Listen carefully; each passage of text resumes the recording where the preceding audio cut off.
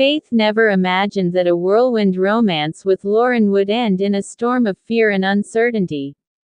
When they first met, it felt like something out of a fairy tale. They were introduced through mutual friends, both of them living in different cities, but their chemistry was undeniable. Loren was charming, confident, and every bit the romantic.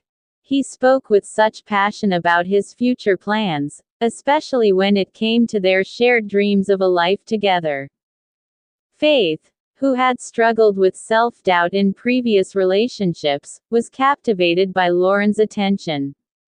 It had been a long time since anyone had made her feel truly seen. Loren would constantly reassure her with his words, "We're destined to be together. I promise you, we will build a beautiful life." Their engagement had come fast, but it felt right at the time. They had already discussed marriage, children, and even where they might live. Faith had visions of a perfect life, one that could provide her with the stability and happiness she had always wanted. Loren was the man she believed would make those dreams come true.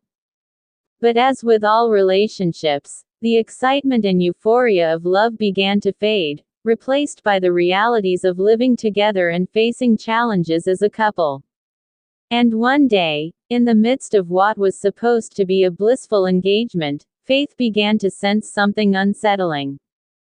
It started with small things: Loren's mood swings, his subtle possessiveness, the way he would occasionally raise his voice when they disagreed.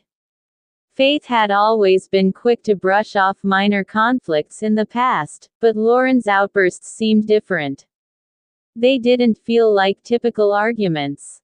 There was something about them that unsettled her. At first, Loren would apologize afterward, always with a gentle touch and a promise that he didn't mean to scare her. He would say things like, "I just want to protect you, Faith. I can't bear the thought of losing you."